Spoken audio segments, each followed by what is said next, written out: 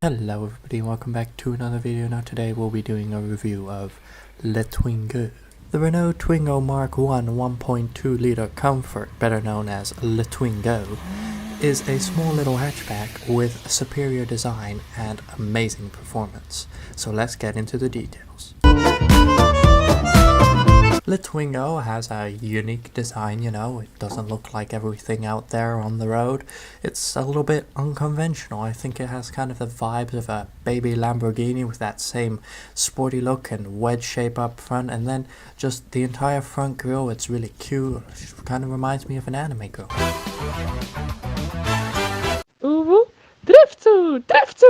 Okay, we're just gonna get real here for a moment. This was gonna be the joke that was running through this entire video, but then I thought in these kind of times it's not really nice of me to give you guys all eye cancer, so you're welcome. Now this particular model of Le Twingo also has a racing stripe to increase performance. Speaking of which, let's move on to performance.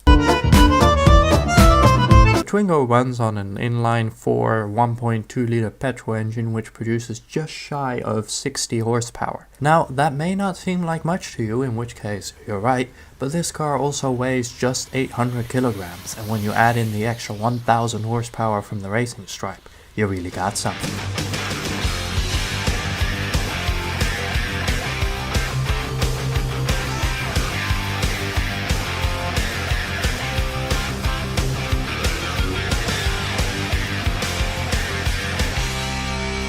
Doe je knipperlicht uit. In all honesty, the Twingo isn't exactly the fastest car, it is actually very slow. Officially, the Twingo has a maximum speed of 151 kilometers per hour, but with a little bit of a tailwind and some thoughts and prayers. Oh! Gotta go to 117! Can he do it? Factory, the Twingo does 0 to 100 or 0 to 60 for the weird people in about 13.4 seconds. However, after about 20 years, the best I could get was 18.4. I did manage to pull about half a G, but I don't think the structure could have taken any more. However, it is so light and the suspension is so French that it's just really chuckable.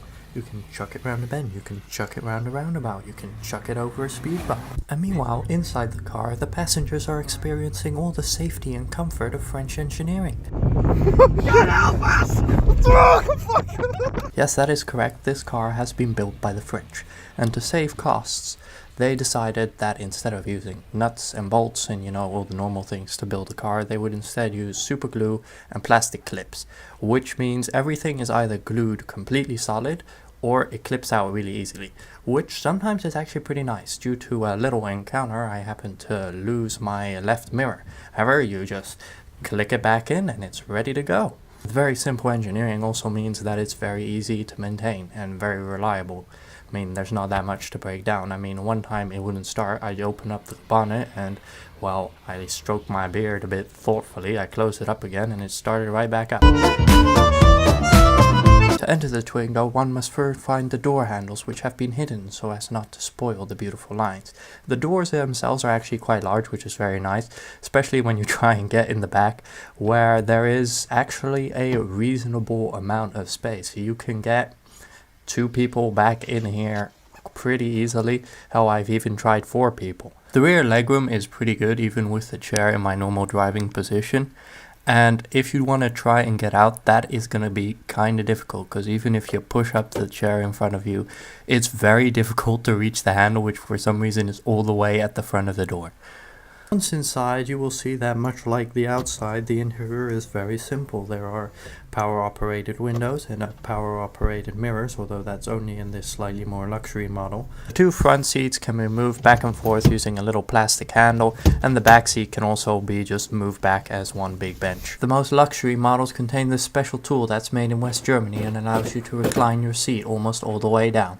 By removing the headrest, you can actually create an entire bed, which is quite useful for when Corona kills the economy and you have to live in your Twingo. The back seats can also collapse forward, in which case you can just lift up the entire bench, and then you can use the patented technology of Velcro straps to securely tie it, and then it won't just collapse backwards as soon as you do the slightest bit of acceleration. It is actually rather fast and quite doable even when you're in a hurry. However, it is not so doable when some kind of idiot managed to get his warning triangle stuck underneath and the plastic is breaking and just nothing is happening. nice form. Luxuries include central heating, and you can actually hear the flaps turn when you move the little dials. Some models also have a glass roof or a full Targa soft top, or even like air conditioning inside, but I'm not Jake Paul, I can't afford supercars. Due to the doors being so big, the window is about half the car, which means you get the feeling that you bought a convertible, but you didn't pay quite enough for the roof DLC. The horn is not on the steering wheel, instead it's on like a little stalk that's on the side, and you press it and it sounds like this. Interior storage is actually pretty good. You have a little box next to the steering wheel that says fancily on it, Expression. I don't know why it says that. On both sides in the door you have like a storage compartment, and then a small little bit that is technically the handle, but it's basically just a storage compartment. Under the dashboard there's a shelf, and then above that is the dashboard itself. There's an ashtray for French smoking, and in the back there's 2 more little holes, so all in all pretty practical. In front of the gear lever there are 2 cup holders, and they can hold 1 normal sized drink fine. Although if you go for anything smaller it will probably fall out if you speed up, and if you go for anything bigger it will fall out just in general. There's also cup holders in the dashboard, but those might as well not exist. Main upgrade is this new Bluetooth radio for road trips, and the original Renault radio was stuck in there with both super glue and plastic clips, so yes, a hammer was used. But at least you now get some really good jams.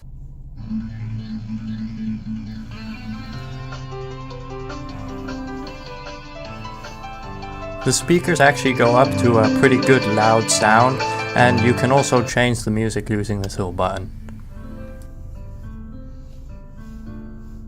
And last but not least we have the big red button. What it actually does is activate the indicators, for which there is 1 light, and it makes this sound.